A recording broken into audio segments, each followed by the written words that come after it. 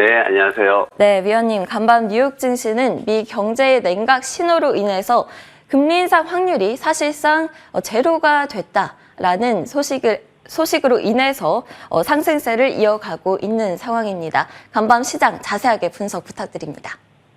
네, 시장을 억누르고 있던 불안 요소들이 다들 그럭저럭 잘 넘어가는 쪽으로 가는구나, 이렇게 해서 안도감을 좀 주는 그런 상황이 진행이 되고 있습니다. 지금 보면은 정부 이제 의회 폐쇄 이런 얘기도 나오다가 이제는 그것도 아니고, 그리고 금리 인상 얘기 나왔는데 메리 데일리 샌프란시스코 연준 총재가 나와가지고 요거 너무 빨리 결정하지 말아야 된다, 이렇게 이제 또 경고를 했죠. 그러면서 이제 경고라는 게 이제 연준에서 이제 잘못할 수 있다, 이제 이 경고를 한 겁니다. 그래서 좀 천천히 가야 된다. 그리고 앞으로 물론 이제 그 어떤 불확실성이나 이런 것들에 대해서 금리 인상을 아예 안 한다라고 이제 주장을 한 게 아니라 그 부분을 배제하지는 않지만, 그래도 금리 인상을 서두를 경우에 문제가 생길 수 있다, 이렇게 얘기를 하면서 파월 의장과는 좀 다른 비둘기파적인 얘기를 했습니다. 그러다 보니까 시장이 전반적으로 다 좀 누그러지는 분위기가 매수 쪽으로 들어가는, 그러면서 이제 종목들 보면은 그동안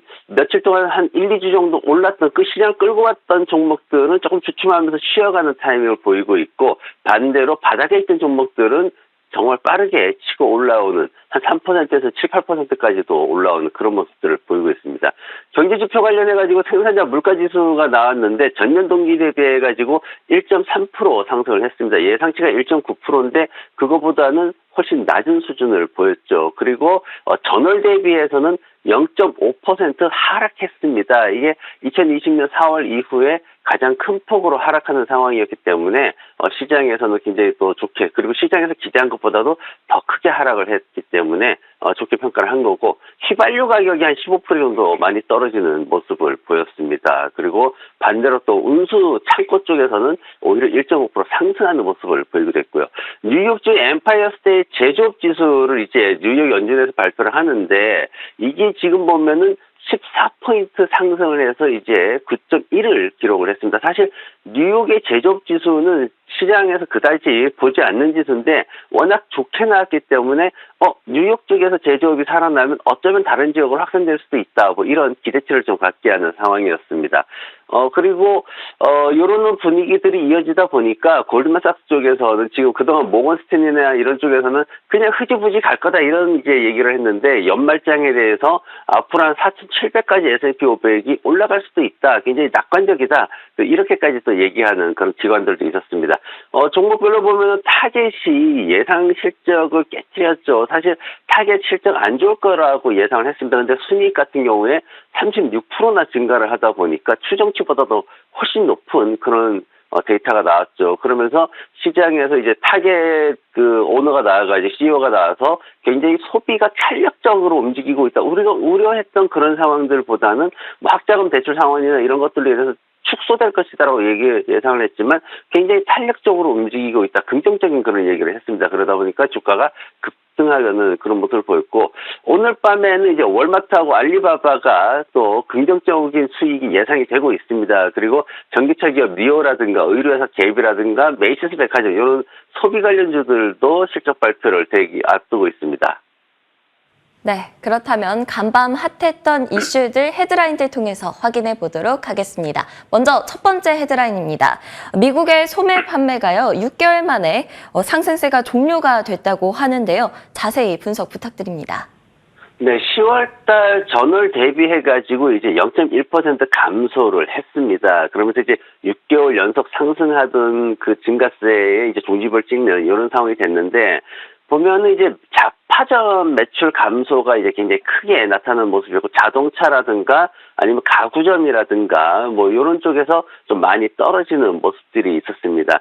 그런데 이제 다행스러운 게 뭐냐면은, 소매 판매를 이제 전년 대비해서 이제 같이 발표를 하게 되는데, 전년 대비했을 때는 2.5% 증가했습니다. 물론 전월 4.1%보다는 둔화되는 상황이긴 했지만, 그래도 증가세를 이어가면서 시장에서는 소매 판매에 대해서, 미국의 연말 소비 시장에 대해서 기대감을 그대로 유지하는 그런 모습을 보였습니다.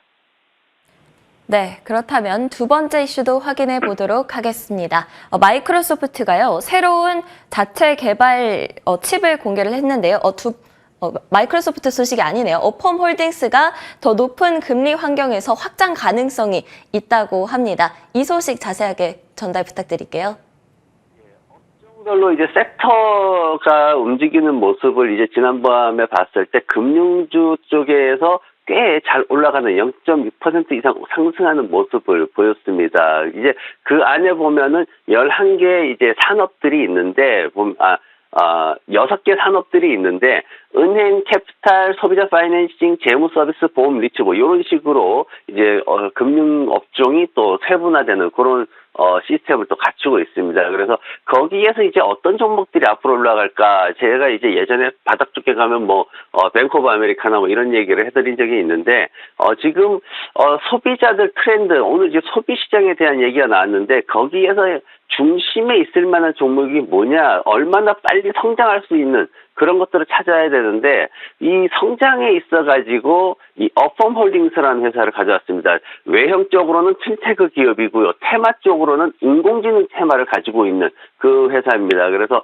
제가 이제 인공지능 쪽에서 C3 그리고 업스타트, 어펌 이렇게 세 종목 항상 말씀을 드리잖아요. 그래서 지금 보면 이 회사가 6주에서 5년까지 장기 대출까지 이제 제공을 합니다. 지금 소비자들이 소비가 줄지 않는 이유가 뭐냐면 소비의 주체는 MZ세대예요. MZ세대가 소비를 하는 데 있어가지고 60개월 정도 장기 할부를 하게 되면은 예를 들어서 뭐 한 1,000불짜리 사더라도 실질적으로 매달 지불해야 되는 게 뭐 한 1, 2불 늘어나는 이런 수준이라면은 이 MZ세대에서는 사실 소비에 대해서 내가 사지 말아야지 이런 생각을 전혀 하지 않는 소비층들입니다. 그러다 보니까 금리가 높아지면은 어쩔 수 없이 이제 사람들은 대부분 소비를 줄여야 된다라고 생각을 하지만 애플페이라든가 이런 어펌의 이런 장기 할부 대출 프로그램을 가지고 MZ세대들이 소비를 줄이지 않는다. 요게 지금 결과가 나오고 있기 때문에 특히 또 타겟에서도 그렇게 또 결과가 나오면서 실적이 좋았기 때문에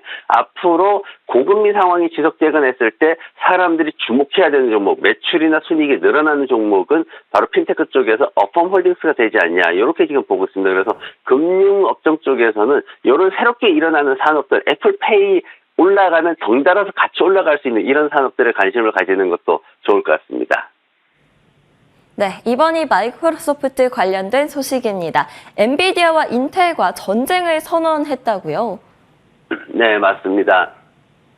마이크로소프트에서 칩을 만들었거든요. 오늘 두 가지 칩을 만들었습니다. 하나는 이제 엔비디아와 경쟁할 수 있는 걸 만들고 하나는 인텔과 경쟁할 수 있는 칩을 만들었어요. 왜냐하면 엔비디아 쪽에서는 이제 고가의 고성능 제품을 만들고 있는데 여기에 대항을 해보겠다 이런 건데 이쪽에 엔비디아의 장벽이 굉장히 높아요. 시장 점유율이 굉장히 강합니다. 근데 마이크로소프트가 그동안 이 시장 점유율을 끌어올려고 계속 노력을 하는데 사실 가시적인 성과가 없어요. 그래서 그게 어떻게 될지는 좀 미지수고 두 번째는 이제 인텔하고 경쟁을 해야 되는데 인텔은 겨냥하고 있는 어떤 그 제품의 목표가 뭐냐면은 추가 교체 비용이 들지 않더라도 호환성을 통해 가지고 인공지능 산업에 침투를 하겠다 이런 그 전략을 갖고 있는데 과연 얼마나 호환성을 가지고 있을지 인텔을 넘어설 수 있을지 그 부분이 지금 관건이 되고 있습니다. 근데 사실 이게 중요한 건 아니고요. 마이크로소프트가 새로운 칩을 만들었다라는 게 중요한 건데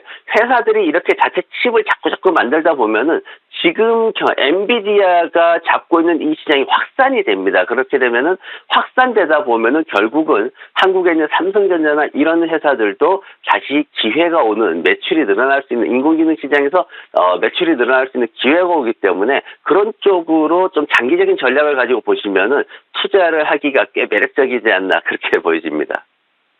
네. 다음 헤드라인도 확인해 보겠습니다.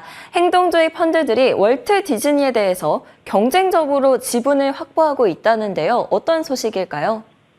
네, 월트 디즈니에 대해서 이제 밸류액트라는 펀드가 있습니다. 굉장히 조용히 움직이는 행동주의 펀드인데, 이 회사에서 굉장히 대규모의 주식을 매입을 했다라고 나오고, 이 회사 측에서는 앞으로 주가가 120달러에서 190달러 갈 거다, 이렇게 얘기를 하고 있고, 또 다른 행동주의 투자자가 이제 넬슨 펠츠라는 사람이 있는데, 이 사람이 가지고 있는 펀드에서도 지금 27억 달러 정도를 소유를 하고 있다. 굉장히 많은 지분을 가지고 있는데 이 두 회사가 앞으로 의결권을 가지고 싸울 것이다라고 시장에서 얘기가 나오고 있습니다. 행동주의 펀드가 의결권 가지고 싸우게 되면 주가는 반드시 올라갈 수밖에 없는 상황이기 때문에 다만 이제 우려되는 거는 봐봐 이거 잘하고 있는데 이제 주가만 건드려 놓으면은 펀드멘탈이 또 무너질 수 있기 때문에 이런 부분들 주의하시면서 투자하시면 꽤 좋을 것 같습니다.